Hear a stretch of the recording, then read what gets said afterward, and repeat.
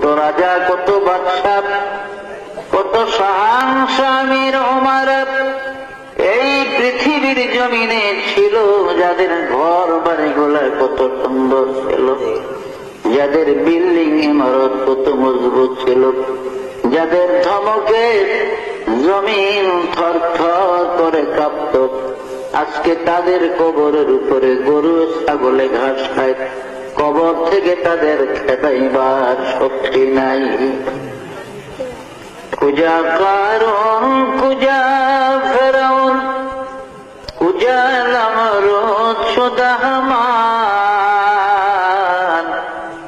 কুজা শাওকাত আজ শাহেদ, কুজা তখতে সুলাইমান, কুজা শাওকাত আজ শাহেদ, কুজা তখতে সুলাইমান।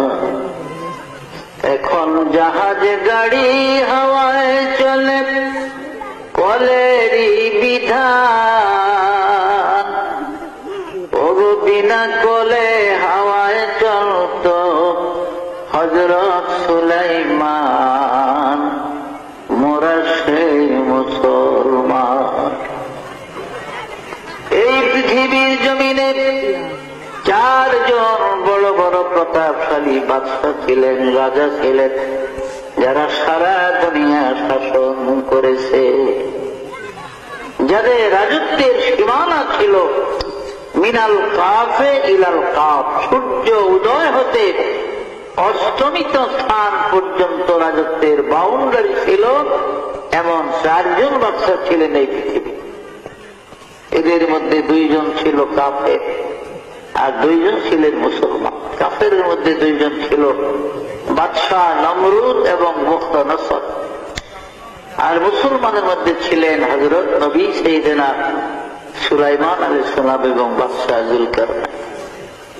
যুলকারনাইন বাদশাকে কোরআনের ভাষায় যুলকারনাইন বলা হয়, কিতাবের মধ্যে তার নাম হলো ইস্কান্দার যুলকারনাইন, তৌরাত কিতাবে তার নাম হলো কোরেশ, ইনজিল কিতাবে তার নাম সাইরাস, আর ইংরেজরা তাকে আলেকজান্ডার বলতো।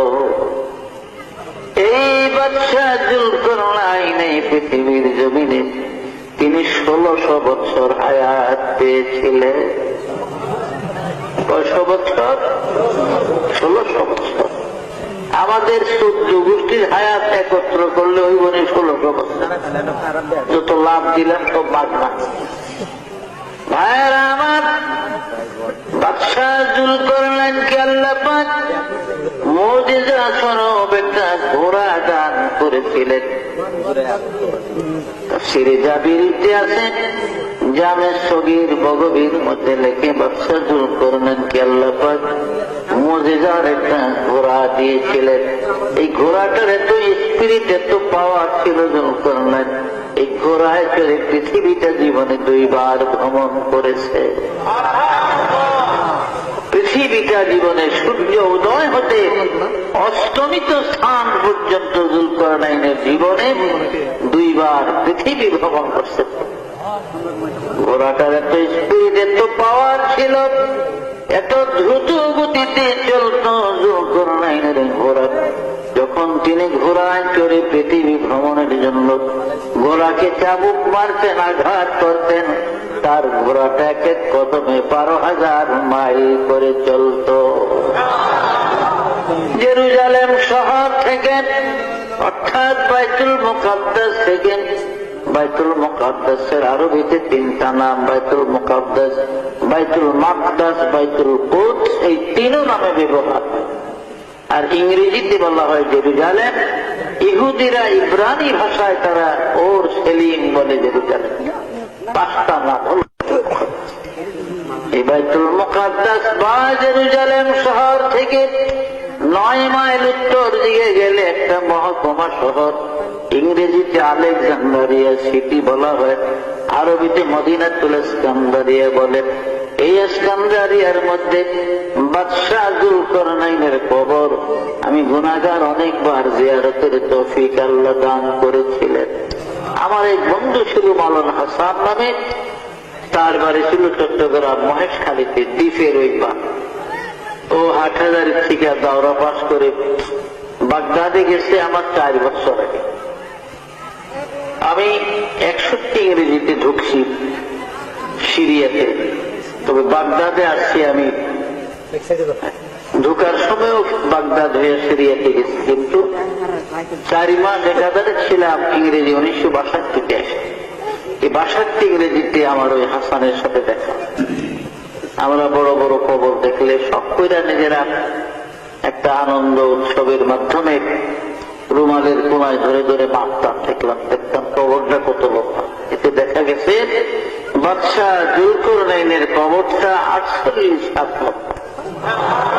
কত বিরাট কায়া, শক্তিশালী মানুষ ছিল। অথচ কাজা এলাহির ডাক যখন আসছে, মৃত্যুর পরোয়া যখন এসে গেছে, আর এই দুনিয়ায় থাকতে পারে না, চলে গেছে। তো আমরা কি থাকতাম বর্ম দুনিয়াতে? আমরাও পারলাম। আমার আল্লাহ পাক বলেন বিসমিল্লাহির রহমানির রহিম, আইনামা তাকুনু ইউদরিকুমুল মাউত ওয়ালাউ কুনতুম ফি বুরুজিন মুশাইয়াদাত। ও বান্দা, মওতের ডরে, মৃত্যুর ভয়ে তুমি পৃথিবীর যেখানে যাও না কেন, যেই জায়গায় গিয়ে ঢুকাও না কেন, আব্দুল্লাহ বাদশার মতো যদি শক্ত লোহার মজবুত একটা সিন্দুক বানাইয়া তার মধ্যে তুমি লুকাও, আমার মালাকুল মউত ওই সিন্দুক থেকে তোমাকে ধরে নেবে, এই দেশের জমিনে থাকতে দিবে না।